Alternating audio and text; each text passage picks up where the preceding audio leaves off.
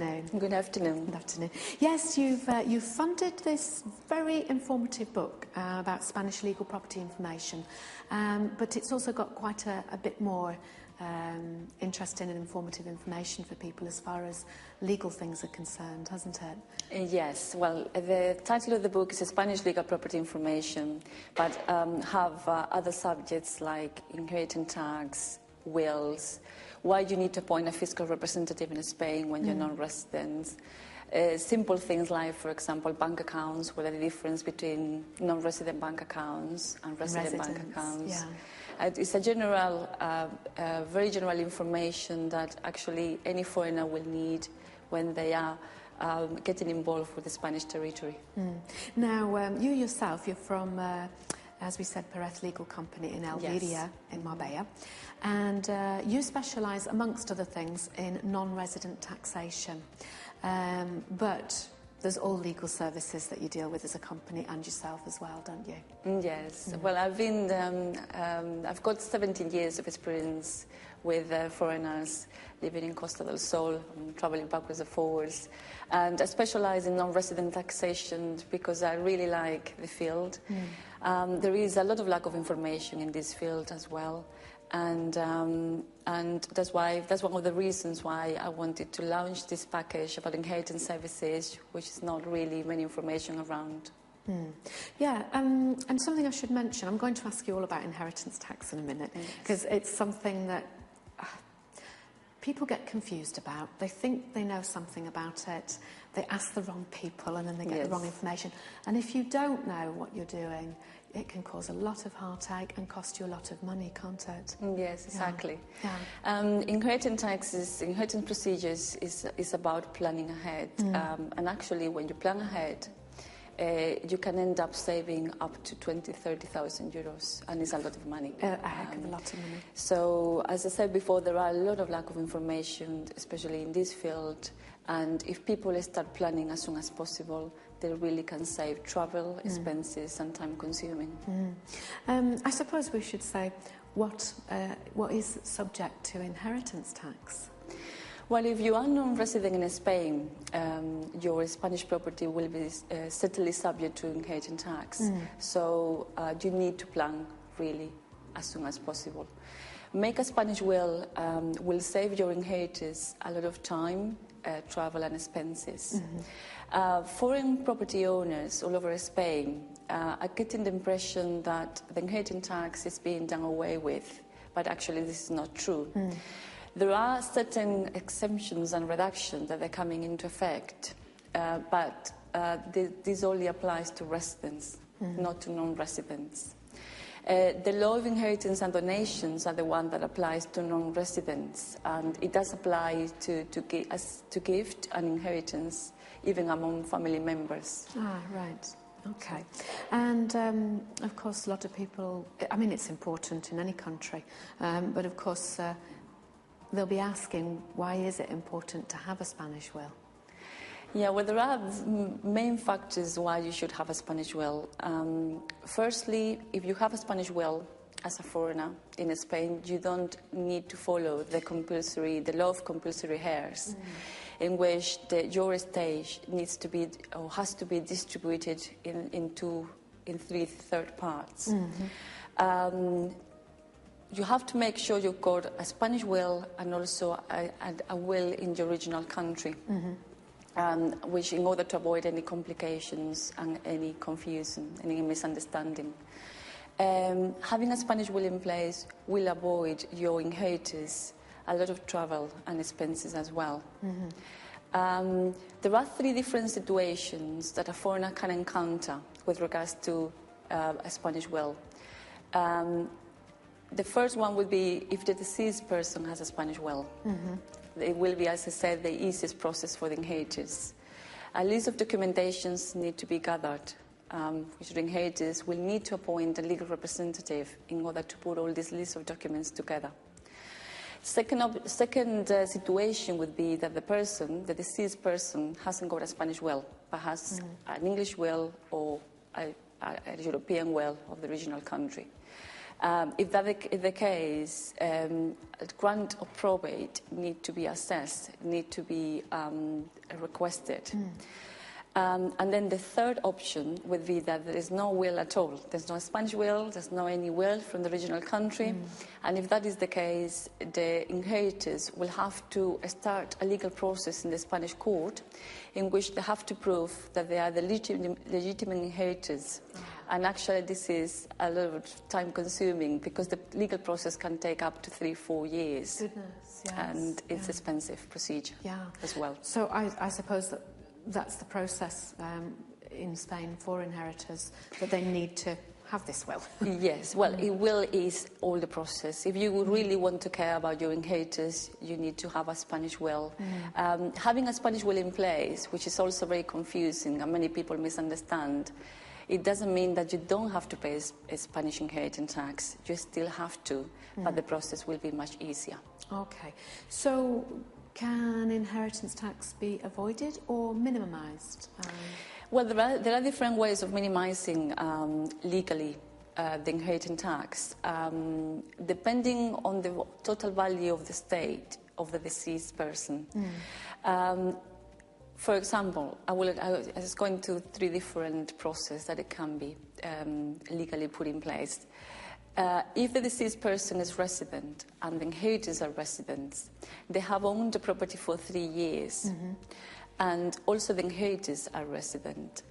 They got the NI number, which is very important for the whole process.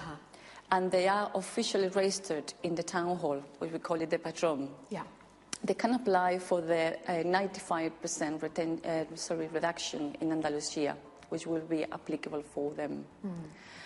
There are other ways, like, for example, in which the estate is higher than 400 or 500,000 euros. I would recommend my client to form either a Spanish company, which is the substitute of a trust for English people or foreigners.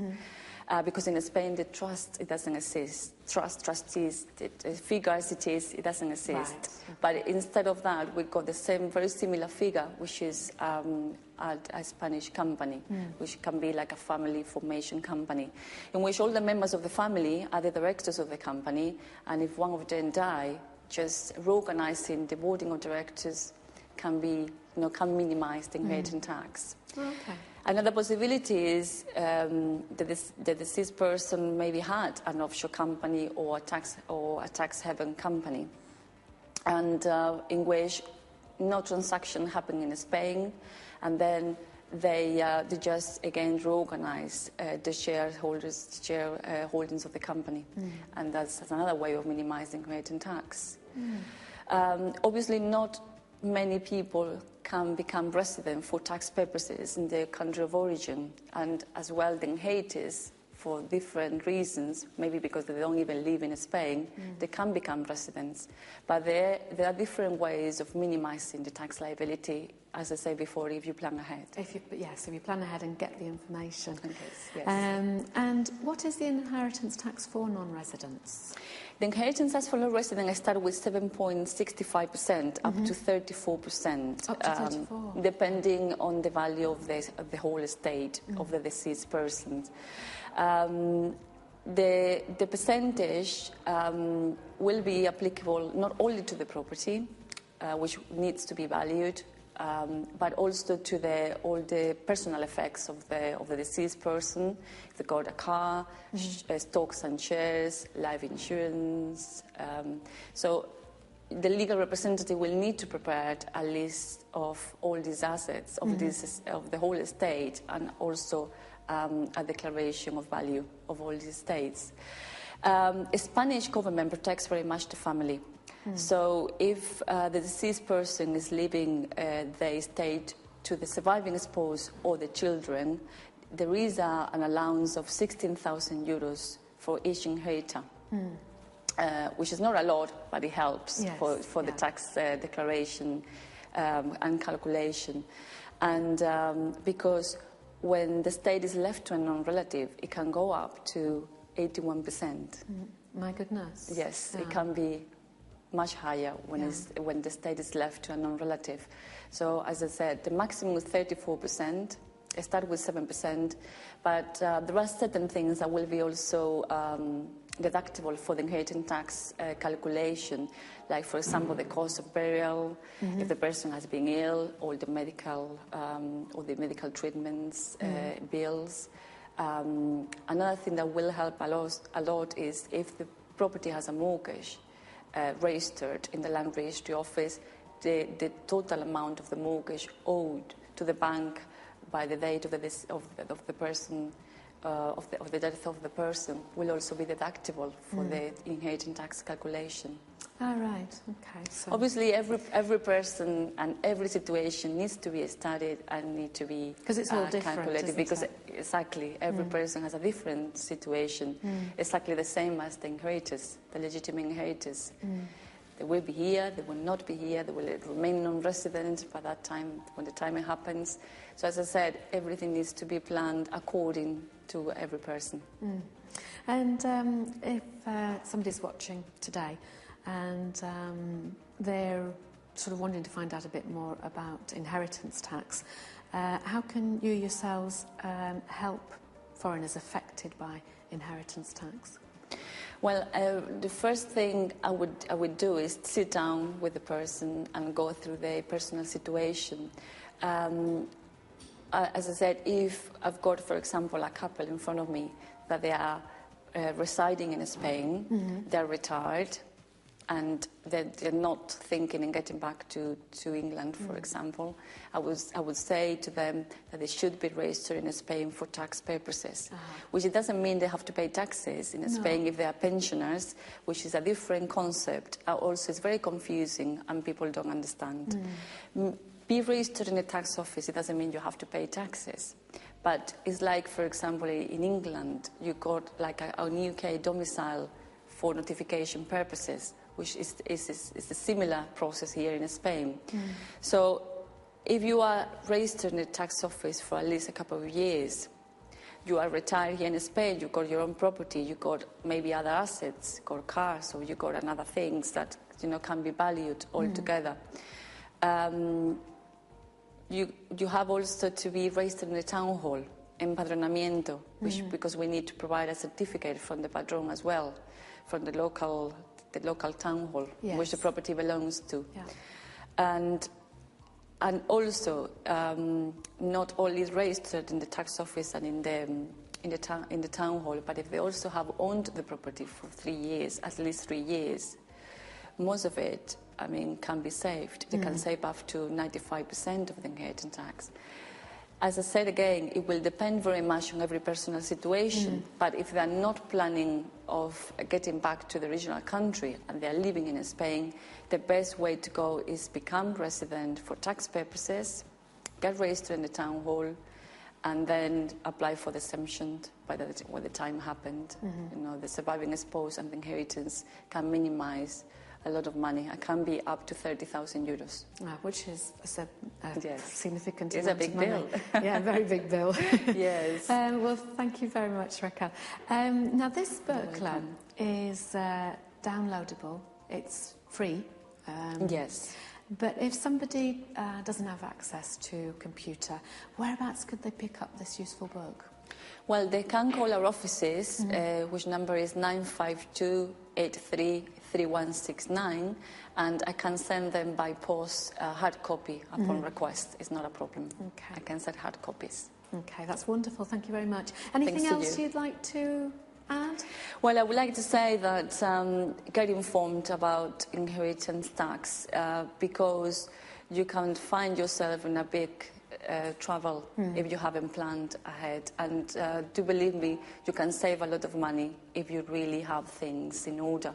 I'm still sometimes very surprised when I sit down with clients and I ask them, but can I have a copy of your will in order to study your situation, copy of your title deed?